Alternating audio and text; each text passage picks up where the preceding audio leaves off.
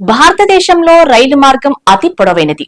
దేశం మొత్తం దాదాపు కనెక్టివిటీని కలిగి ఉంటుంది. చాలా తక్కువ టికెట్ ధర ఉండటంతో ఎక్కువ శాతం ప్రయాణికులు రైల్లోనే ప్రయాణం చేస్తారు. అలాగే ఎక్కువ దూర ప్రాంతాలకు వెళ్లాలని అనుకునేవారు ఎలాంటి అలసట లేకుండా ఉండటానికి ట్రైన్ జర్నీ కోరుకుంటారు. అయితే రైలులో ప్రయాణం చేయాలంటే కొన్ని ముఖ్య విషయాలు తెలిసి ఉండాలి. ముఖ్యంగా రైల్వే బోర్డుకు సంబంధించిన నియమాలు, ఇతర సౌకర్యాల విషయంలో సూచనలు పాటించాలి. ట్రైన్ లో ఉపయోగించుకునే కొన్ని సౌకర్యాల విషయంలో రూల్స్ ఖచ్చితంగా పాటించాలి. దాదాపు అందరి వద్ద స్మార్ట్ మొబైల్ ఉండాలి. డే టైంలో ఎక్కువగా మొబైల్ వాడకం పెరిగిపోవడంతో సాయంత్రానికి ఛార్జింగ్ అయిపోతూ ఉంటుంది.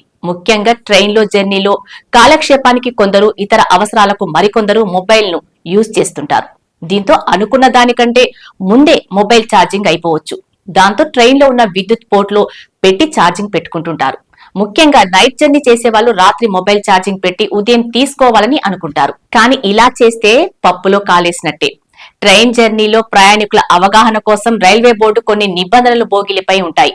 ట్రైన్ లో ప్రయాణించేవారు ఎలాంటి విషయాల్లో జాగ్రత్తగా ఉండాలో, ఏం చెయ్యాలో సూచనలు ఉంటాయి. వీటిలో ఫోన్ ఛార్జింగ్ కు సంబంధించిన ఒక సూచన ఉంటుంది. రాత్రి 11 గంటల నుండి ఉదయం 5 గంటల వరకు మొబైల్ ఛార్జింగ్ పెట్టుకోవద్దు అని కనిపిస్తుంది. కానీ కొందరు దీనిని పట్టించుకోకుండా రాత్రి మొబైల్ ఛార్జింగ్ పెడుతుంటారు. కానీ ఇలా చేస్తే ఫోన్ పేలిపోద్ది. ఎందుకంటే విద్యుత్తో ప్రయాణించే ట్రైన్ అత్యధిక వోల్టేజీతో ఉంటుంది. ఈ సమయంలో ఒక్కోసారి ఎక్కువ కరెంటు పాస్ అవ్వచ్చు. రాత్రి సమయంలో ఇలా జరగటానికి అవకాశాలు ఎక్కువ. ఈ సమయంలో మొబైల్ ఛార్జింగ్ వల్ల అత్యధిక విద్యుత్ సరఫరాతో హై వోల్టేజ్ తట్టుకోలేని మొబైల్ ఒక్కోసారి పేలిపోవచ్చు. రాత్రి సమయంలో అత్యవసరం అయితేనే 10 నిమిషాలు లేదా 20 నిమిషాల వరకు ఛార్జింగ్ పెట్టుకోవచ్చు. అంతేకాని రాత్రంతా ఛార్జింగ్ పెట్టడం వల్ల మొబైల్ పేలిపోవచ్చు. లేదా షార్ట్ సర్క్యూట్ తో ట్రైన్ లో మంటలు కూడా రావచ్చు.